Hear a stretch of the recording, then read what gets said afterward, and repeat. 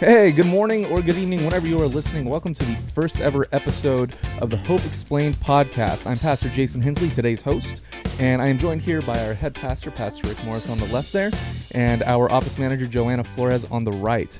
And we have just started last week a new series called She, Her. Pastor Rick, do you want to give some of the lowdown on that? Yeah, so this series, we're taking a few weeks and looking at some incredible women of the Bible, how God used them, some incredible things that they did. And, you know, the goal is we want it to be an encouragement, not to just the ladies at our church or the young girls at our church, but encouragement to everybody, that God can use any of us and he can use us in dynamic ways. And we certainly see this with, you know, some of these stories that we've looked at over the last 2 weeks. And we'll see that here in the next 2 weeks as well.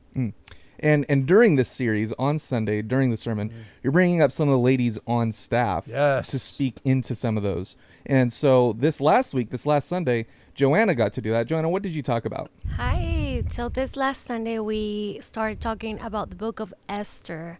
And we have 2 weeks in on this series, and we had an amazing response from our church, and the ladies in our church are so happy about it. So we are talking about Esther today, and some of the stuff that was left on the threshing floor of your sermon, some of the stuff that you didn't have time to speak about. And the thing that's great about Esther is, obviously with any story in the Bible, it's about real people. It's about real stories, and you can see some of their elements of humanity, not just whatever character traits they would want to write into that character. And with Esther, you know, when she's first confronted with the peril that her people are in, that the Jews are in, she goes, well, that's terrible, but what can I do about it? And then Mordecai says, no, this is what you can do about it. You are in a position to do this. And that's where we see her bravery. And so how did you play into that with the sermon? What's so admirable about how she approached that situation? Well, I think sometimes, unfortunately, other people believe in us more than we believe in ourselves, maybe. And I think Esther, with her youth and you know, her being a new queen and knowing what happened to the previous queen, you know, I think she would have been like a lot of us, where she's very reluctant to do anything about it. Like, I think a lot of us, and maybe you've seen this, Johana, where we're like, well, you know, what can I do about homelessness, or what can I do about world hunger, or what can I do about my family, or, you know, and we question really what role we can play in making a difference in anybody's lives. And I think Esther certainly felt that. Yeah. Well, you mentioned the previous queen right there, Queen Vashti. And you didn't have as much time to talk about that, but I mean, she certainly displayed some of her own bravery in a lot of ways. Oh my gosh. I mean, Vashti, I think I could do a whole sermon on her, just her bravery. And maybe you could speak to this a little bit, Johana, but, you know, I think sometimes, especially in our culture, it seems like women are so sexualized. They always have been, but in our culture, we see it so much. Like, we want women to have more rights and have more of a say and have more of a platform, but then they're so over sexualized. And this is literally her husband wanting to display her to all of his friends. And like, how humiliating would that be? Like, how humiliating? I think she was put in a position that was like really difficult to her. And even though she grew up in Persia, she was from there, and that was probably the culture, and she was used to all these displays of her husband.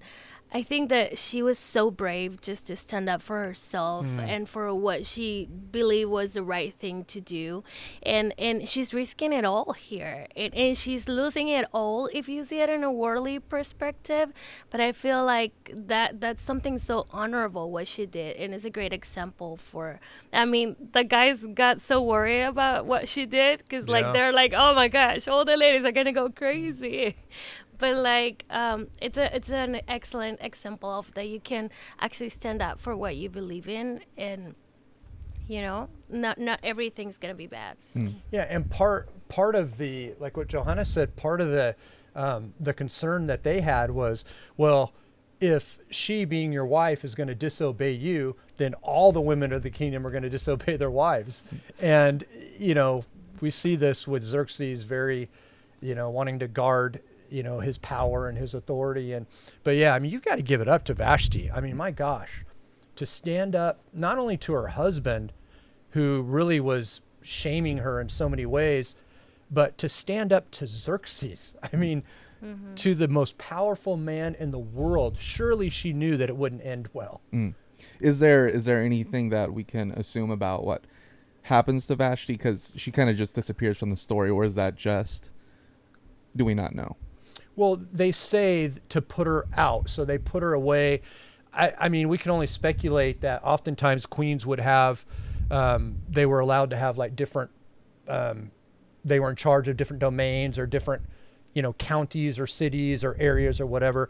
And so I would assume that he probably like put her off in one of the estates somewhere, like what King Henry used to do with his wives that he got tired of. He would like send them away. But I don't, we know that she wasn't killed because that wasn't the conclusion. So at least he had a little bit of mercy, but I think she was just banished from court and from the palace and probably just sent away.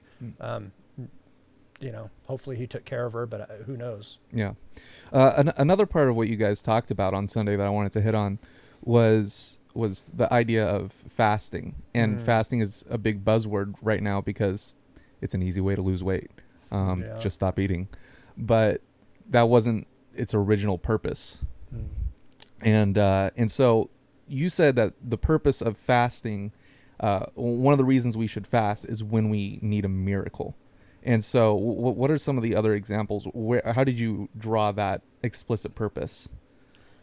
Well, because we see that in the scriptures. I mean, we see it throughout the Bible where fasting wasn't like an everyday thing, but it was a thing where when we really need to seek God or hear from God or needed something special, like something out of the ordinary, we fast. And even Jesus talked about, how we fast and why we fast when he was talking about the Pharisees that would, they would make sure everybody knew that they were fasting. They'd walk around going, oh, I'm so hungry, and oh, I've lost so much weight or whatever. They're just wanting to do it for show. But Jesus said, when you do it, make sure you clean yourself up, and you're doing it for spiritual reasons, not for the applause of people or to what you're going to gain from other people. You do it for spiritual reasons where you're truly seeking God. And I think we see certainly with the case with Esther is that before she did anything, made any decision, she called for a fast, not only for her, for her people, but also for Mordecai and the Jewish people. Yeah, and something else that's interesting there is God is never explicitly mentioned in the book of Esther. I know you touched on that. And so, but for me, it's the combination of those two things, because fasting wasn't just something that you chose to do. It was a direct call on God. And so I just found it interesting that you've got this explicitly spiritual idea in a book that has no spiritual language. And so it makes you wonder why. Yeah.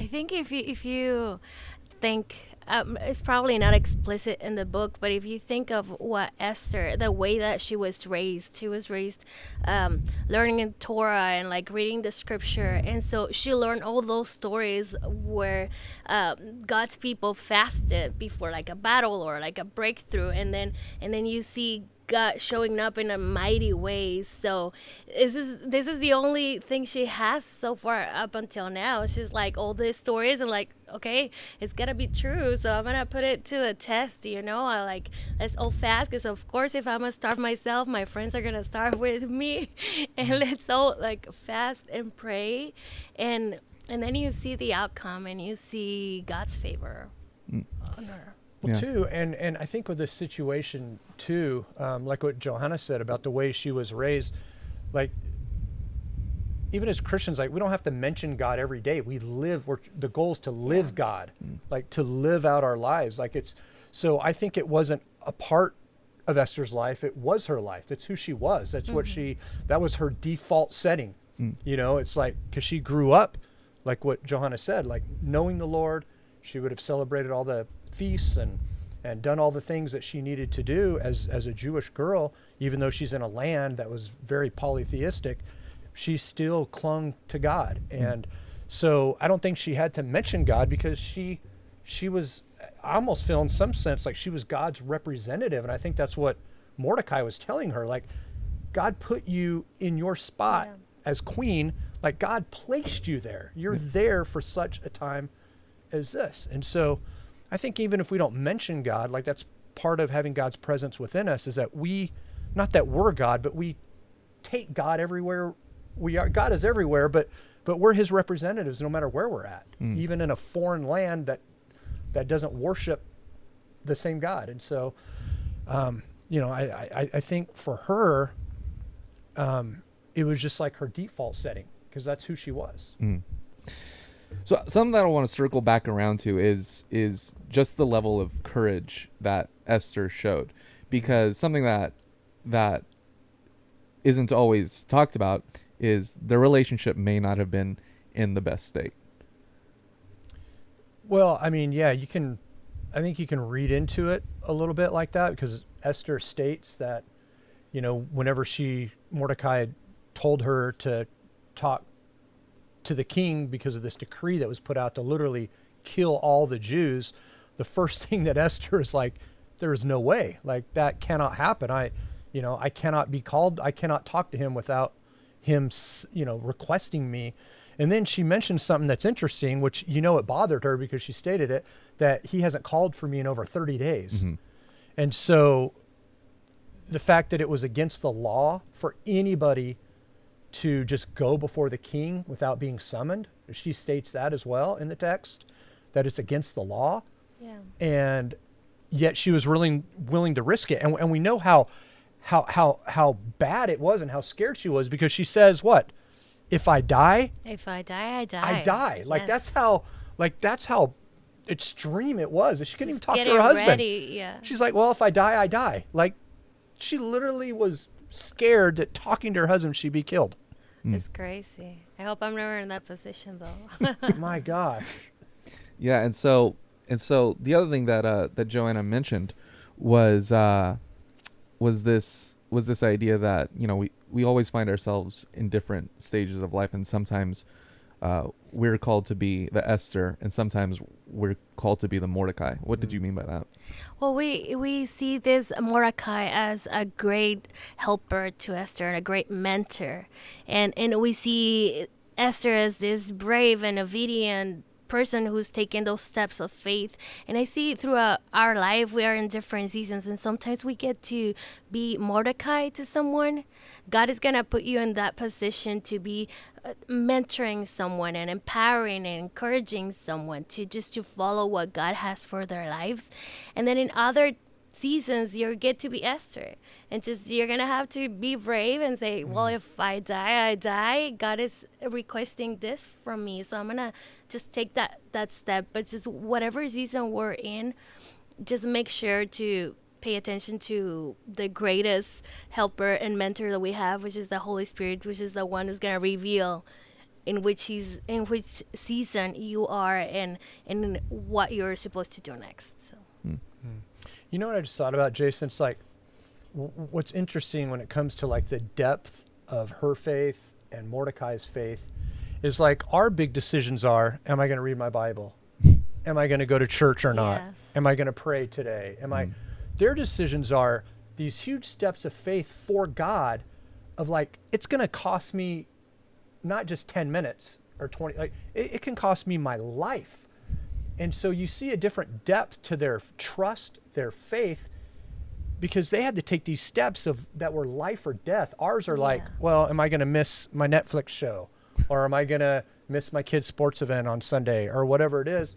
But they literally, their decisions could cost them their life. And sometimes we're sacrificing our feelings, literally our flesh. It's just like I'm reading, and I think we mentioned this on Sunday. I'm reading the scripture, but nothing's happening, and I'm sacrificing. I don't feel like nothing is changing, nothing's shifting. I don't see God working in my life. But like if you remember, like Esther was, it doesn't say in the book, but like when she was raised as a Jew, she was like reading the word, and probably nothing was shifting in her life, and the breakthrough seemed like not there, not hope, and at some point that seed gives fruit. So just stay focused, stay obedient, keep coming to church, keep reading your word, and God is showing up, and God is doing something. It's just you're not seeing it yet, but it is there. Yeah. Yeah, no, as soon as you said, these things were just givens for her, and what we hear about is the outflowing of that. The first thing I thought of was like the early church. There's three sentences towards the beginning of Acts where it just lists, they spent time together, they did this, they did this, they did this. 242, yeah. Yeah, and it's almost like, yeah, of course they did that. Now here's what happened because of that. And so, yeah. Yeah, I think it's a difference when, that's really the goal with Christianity and drawing close to God, is like where it becomes a lifestyle. It's not a hobby. It's not a habit. It's not a religion where we just practice our religion. It's our lifestyle. Like, that's why Jesus died, like for us to have a lifestyle of living out our faith. So looking forward to next week. We've got on Sunday, you're going to be talking about a certain warrior. We are.